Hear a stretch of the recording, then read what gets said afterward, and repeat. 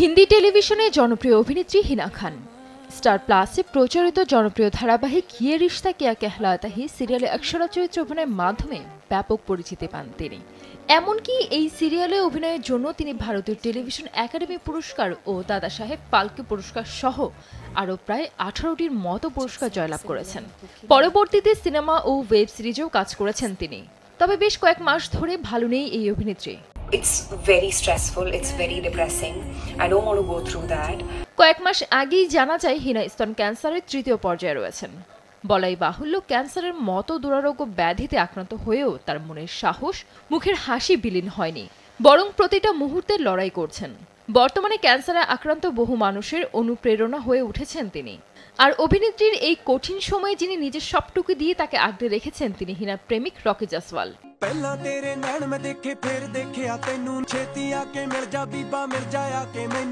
দীর্ঘ 13 বছরের সম্পর্ক তাদের। আদতে কলকাতার ছেলে রকির সঙ্গে হিনার সম্পর্ক নিয়ে কটাক্ষ কম হয়নি, কিন্তু কেউ কারোর হাত ছাড়েননি। তবে কবে বিয়ে করবেন তারা, নিজেদের সম্পর্ককে কবে পরিণতির দিকে এগিয়ে নিয়ে যাবেন, সে প্রশ্ন উত্তর জানার জন্য মুখিয়ে আছেন তাদের ভক্তরা।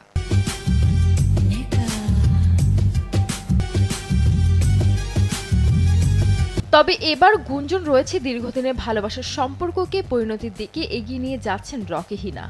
সম্প্রতি এক রন্ধন প্রতিযোগিতার সেটে রকির সঙ্গে উপস্থিত হন হিনা খান। সেখানে এমন কায়দায় তাদের আপ্যায়ন করা হয় যেন তারা বিয়ে করে ঢুকছেন। এই প্রতিযোগিতার অন্য সদস্যরা একেবারে বরণ করে সেটে ঢোকান যুগলকে, যেন তাদের সদ্য বিয়ে হয়েছে। যদিও পর্দায় এই ঘটনা ঘটলেও এবার বাস্তবে এই ঘটনা দেখতে চান তাদের ভক্তরা। हिना खान के पतिदेव आखिर ये रिश्ता क्या कहलाता है? 2009 সালে ইয়ে রিশতা কিয়া কেহলাতা হে সিরিয়ালের সেটে প্রথম দেখা রকি হিনার। এই ধারাবাহিকের প্রযোজক ছিলেন রকি। কলকাতার ব্যবসায়ী পরিবারের ছেলে রকির সঙ্গে প্রথম ধারাবাহিকে মন দেওয়া নেওয়া হয়ে যায় অভিনেত্রীর। তারপর থেকেই একসঙ্গে রয়েছেন তারা। हार मानने वाली real life fighter Hina Khan. 2011 সালে বিগ বসের ঘরে প্রথম দেখা যায় রকিকে। তারপর বিভিন্ন জায়গায় একসঙ্গে দেখা গেছে তাদের। গত বছর এক সাক্ষাৎকারে বিয়ে প্রসঙ্গে অভিনেত্রী জানান তার কাছে বিয়েটা কেবল আচার। এই মুহূর্তে ক্যারিয়ারের প্রাধান্য পাচ্ছে তাদের জীবনে। আগামী 2-3 বছরের মধ্যে বিয়ে করার ইচ্ছার কথাও জানান অভিনেত্রী।